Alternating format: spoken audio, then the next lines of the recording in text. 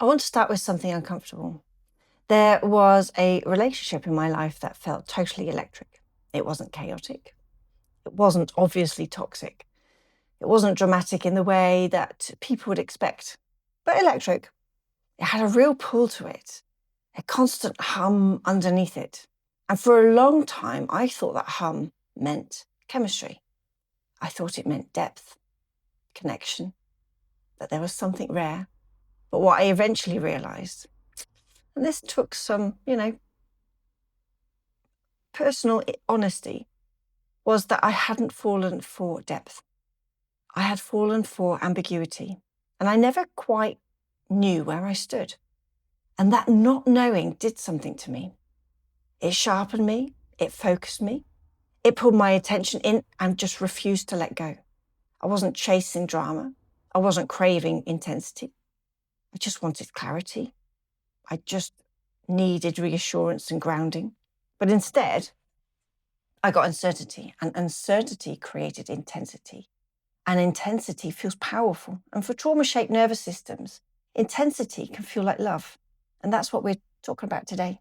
It's not about the bad boys. It's not about blaming men, not shaming ourselves, but what happens when ambiguity meets a hyper-vigilant nervous system. Because once you understand the pattern, you can stop mistaking activation for connection. And ambiguity is a real hook. Ambiguity is not neutral. And let's just say that first.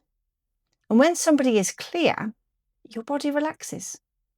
When somebody is steady, your nervous system settles. And when somebody is warm one day, distant the next, then present, then hard to read, emotionally available, and then slightly out of reach, your nervous system does not calm down. It locks on. You don't lose interest. You focus harder. You replay the conversations. You check your phone. You read between the lines that might not even be there. And you tell yourself you're just trying to understand. But what you're really doing is you're scanning. And if you grew up scanning adults, reading the moods, anticipating what the emotional shifts were, that scanning becomes normal. It feels skilled. It feels like you're being perceptive. And in one relationship I was in, there was this subtle, constant uncertainty. Just enough ambiguity to keep me slightly off balance. Just enough warmth to make me hopeful. Just enough distance to make me question. And the questioning creates tension, and the tension creates anticipation, which therefore creates dopamine. And dopamine intensifies everything.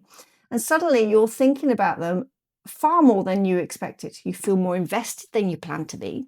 The highs feel higher. The distance feels sharper. And because the feelings are so strong, you assume the connection must be strong.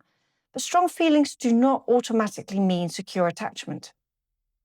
Sometimes they mean uncertainty. And this is what I found really fascinating. When a reward is predictable, the brain settles. And when a reward is uncertain, the brain spikes. So the uncertainty heightens the focus, heightens attention, heightens emotional investment. So when you don't quite know where you stand, your nervous system doesn't detach, it leans in. And if your nervous system has been shaped by trauma, if unpredictability once meant you needed to pay attention to stay safe, then ambiguity doesn't feel foreign to you. It feels familiar, which then tricks your mind. Familiar can feel magnetic, even when it's destabilizing. And then when you layer in the ADHD and the autism wiring, a brain that responds strongly to dopamine, a brain that can hyper-focus on what feels unresolved, a brain that needs clarity, a brain that doesn't ignore tension, it tries to solve it, then ambiguity becomes a puzzle, and puzzles are compelling. So you think, wow, this must mean something. This feels intense.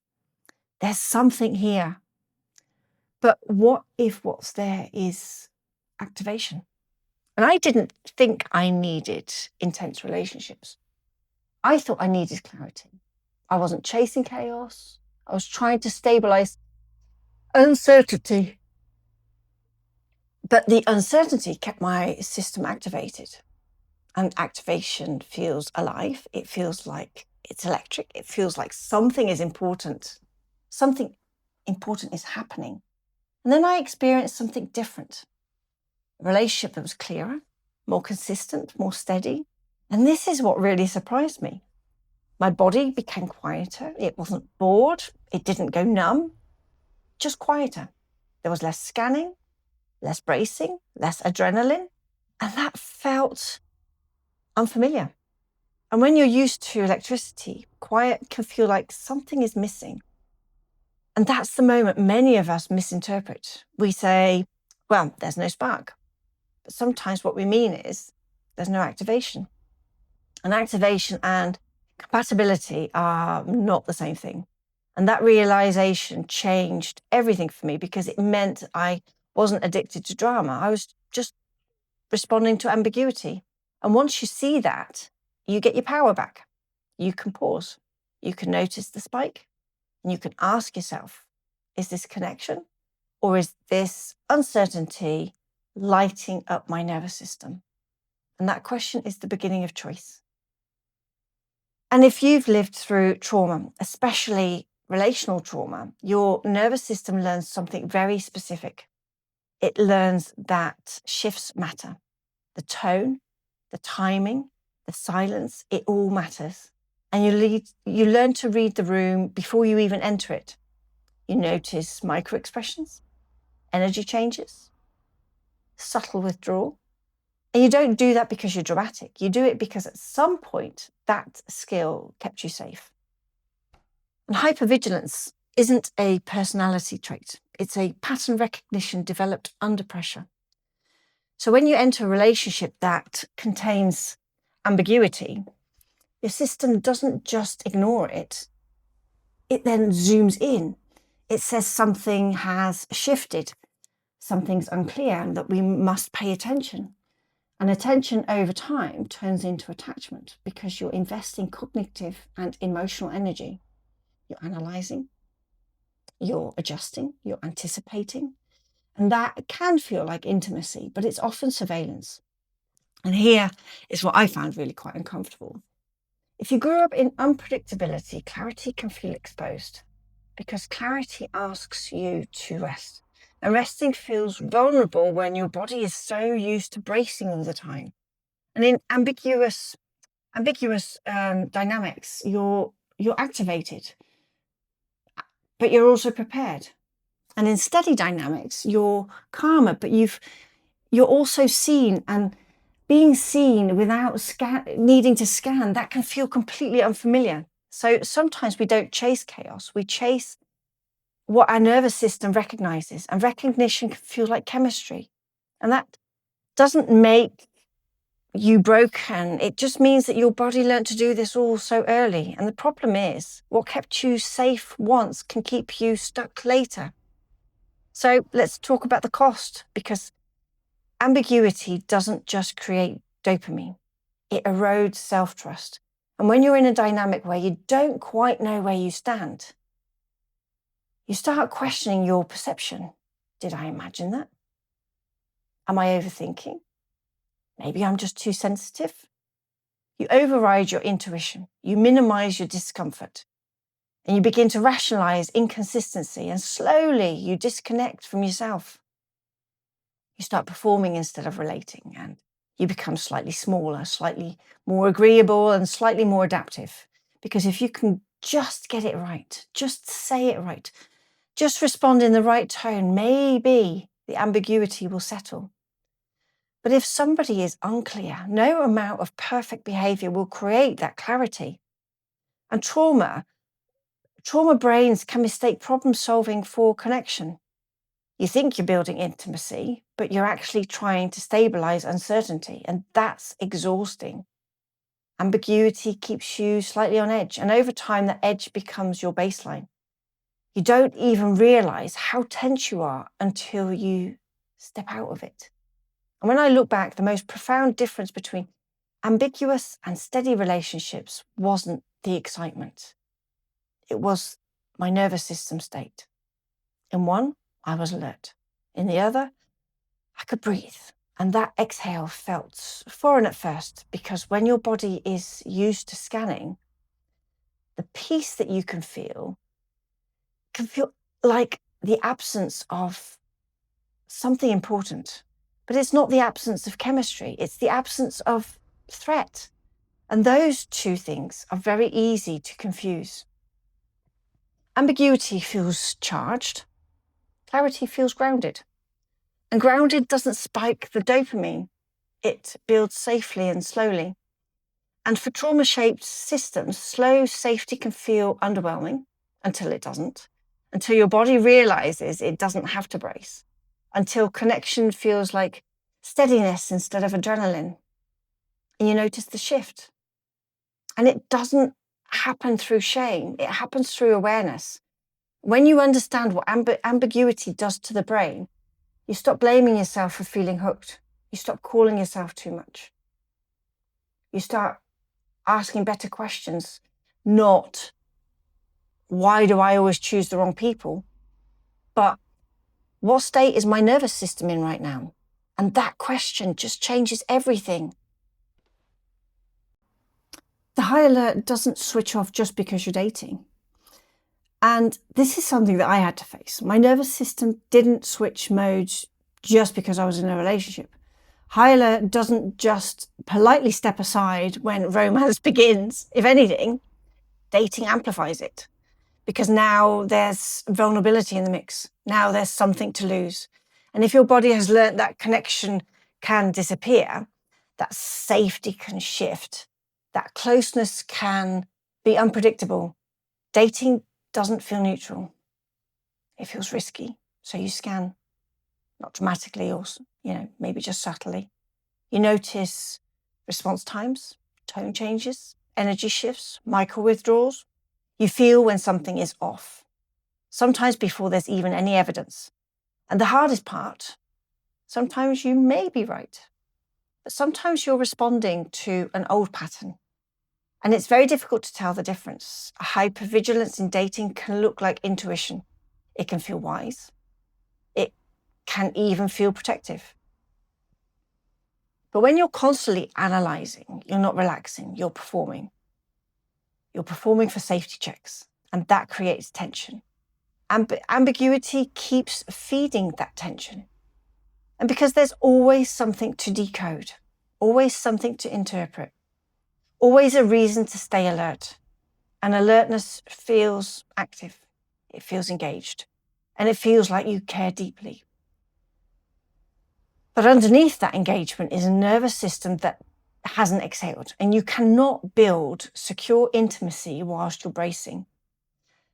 And I find that difficult, because I wasn't choosing intensity. I was choosing what felt familiar, and familiar felt safer than calm, even when it wasn't. And on top of all of this, and it's quieter, if ambiguity keeps you scanning and scanning keeps you engaged, what happens when there's nothing to scan?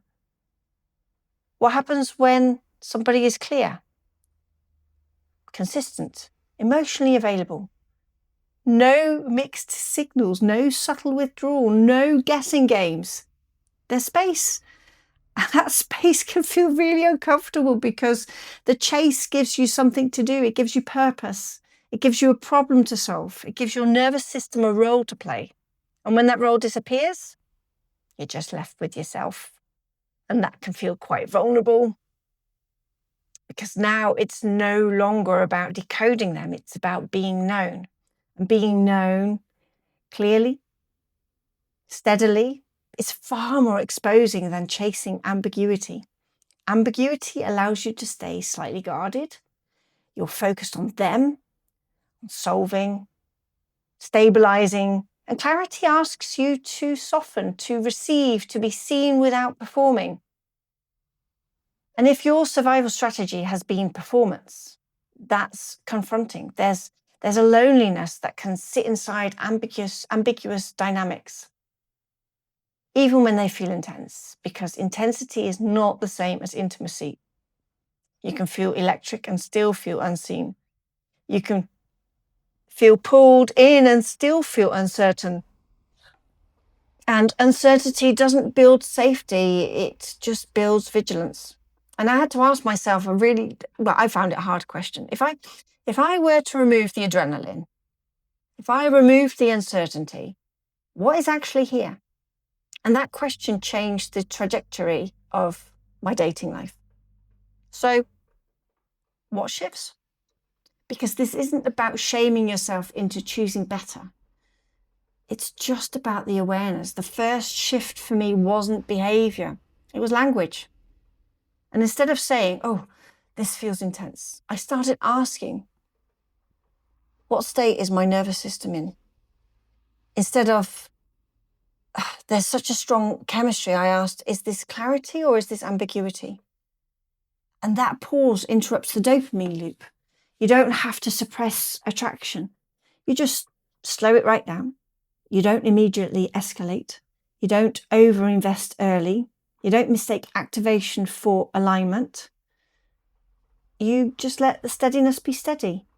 And at first, steadiness can feel underwhelming, which can be uncomfortable, but it's not because it's wrong, but because it just doesn't spike you. It doesn't flood you.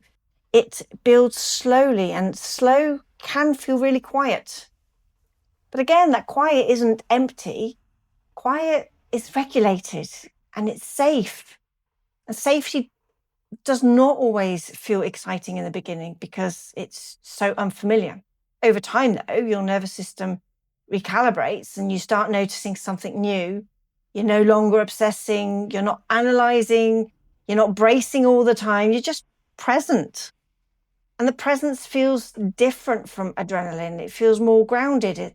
And there's a warmth instead of tension, curiosity instead of urgency, and connection instead of craving. And that's when you realize you weren't addicted to chaos. You were responding to ambiguity. And ambiguity is not love. It's a stimulus. If you take nothing else from this episode, just take this. Chemistry is not always compatibility. Intensity is not always intimacy. And ambiguity is not depth. Sometimes it's just your nervous system recognizing a familiar pattern. And if calm feels unfamiliar, that doesn't mean that it's wrong. It might mean that your body is learning something new. You're not broken or feeling hooked by uncertainty. You're not foolish for confusing activation with connection. You're just simply responding exactly as your nervous system was trained to respond. But now you know, and knowing creates choice, and choice is where healing begins. So what does high alert actually feel like in the body? And let's talk about something we don't name enough. High alert doesn't just live in your thoughts. It lives in your body, because when you're in an ambiguous dynamic, your body isn't neutral, it's activated. Your chest feels tight when they take longer to reply. Your stomach drops when their tone shifts. You feel a spike when they're warm. You feel a dip when they're distant. It's almost chemical, and that's because it is. You're not imagining it. And it doesn't make you dramatic, because you're in a subtle cycle of activation and relief. Relief when they respond. Relief when they reassure. Relief when they lean back in. And that relief feels good. It feels like connection. But relief is not the same as safety. Relief is the temporary absence of anxiety. Safety is the absence of threat. And those are very different nervous system states. In ambiguous relationships, you're often oscillating between tension and relief. That creates intensity, but intensity is, it's exhausting. And over time, your body starts to live in anticipation. You're not fully present, you're monitoring, you're bracing slightly, and you're waiting for the shift. And it may not even come. And that's high alert in dating. And if you've lived in high alert before, it can feel strangely normal. Now I have a question. Do you mask in romantic relationships? And this question is especially for women with autism and ADHD. Ambiguity increases scanning. Scanning increases adaptation. adaptation increases masking. And when you're not sure where you stand, you start adjusting, you soften options, you delay needs, you become easier, more agreeable, less too much. You tell yourself you're just being considerate, but underneath it, you're trying to stabilize the dynamic. If I'm calmer, maybe it will stay steady. If I'm less demanding, maybe they won't withdraw. And if I don't bring it up, maybe it won't shift. Ambiguity invites performance. Clarity invites authenticity. And authenticity is far more vulnerable, because when somebody is clear and steady, you can't blame uncertainty for distance. You have to show up as you are. And if you've built identity around adapting to survive, that's uncomfortable. Sometimes ambiguity feels safer because you're not fully seen. You're partially performing, you're partially scanning, you're partially braced. And in a steady relationship, there's just nowhere to hide. You're either there or you're not. And that kind of exposure can feel more frightening than the ambiguity ever did. And let's talk about something quietly controversial. Stability can feel threatening, not logically, emotionally. And if chaos once preceded harm, if calm once meant, oh, the storm is coming, if safety was inconsistent, then stability can feel temporary. And temporary safety can feel dangerous, because if you relax and it shifts, that hurts more. So sometimes ambiguity can feel safer than certainty. And because you're already braced, you're not fully trusting, you're not fully surrendering, you're slightly guarded. And guarded feels protected, even if it's lonely. And in steady dynamics, you have to risk hope, and hope is vulnerable. And that's the part we don't say out loud. Sometimes we choose ambiguity because certainty requires surrender. And surrender feels unsafe to a body trained for threat. And this is something I had to sit with. When an ambiguous dynamic ends, it doesn't just hurt emotionally. It can feel like withdrawal. And I don't mean metaphorically, I mean physically. You feel restless, flat, agitated, foggy, low. And you think, well, this must have been real love. But sometimes you're grieving, and you're grieving the loss of stimulation.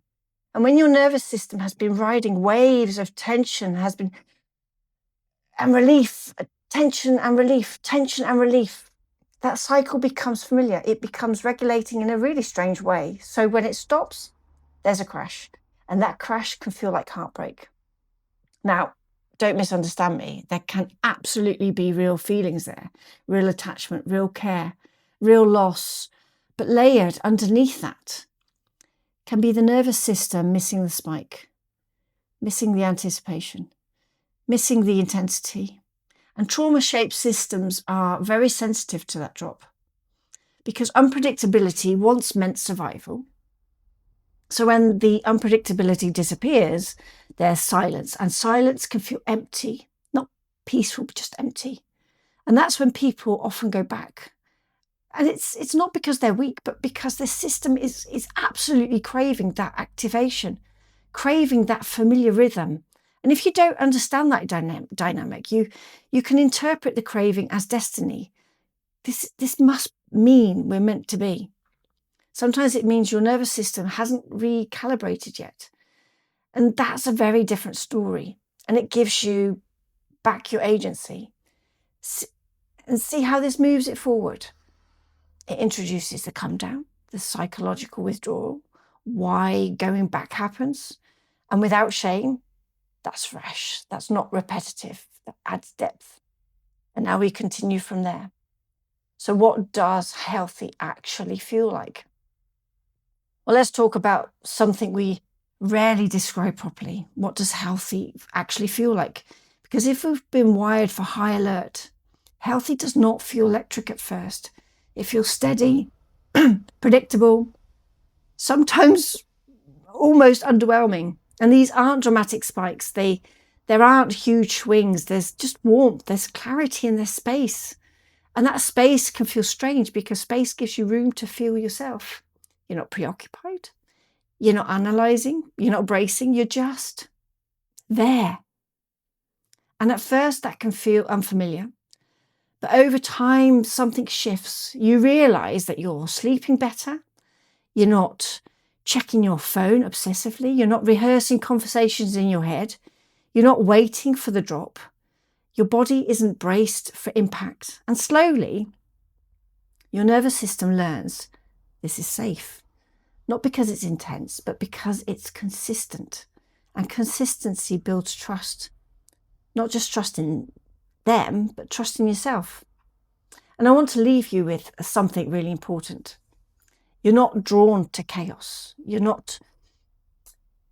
But you're drawn to familiarity. Your nervous system does not care about your dating intentions. It cares about recognition. It recognizes the patterns. It recognizes rhythm. It recognizes what it has survived before. And when it recognizes something, it lights up. And that lightening up can feel like fate.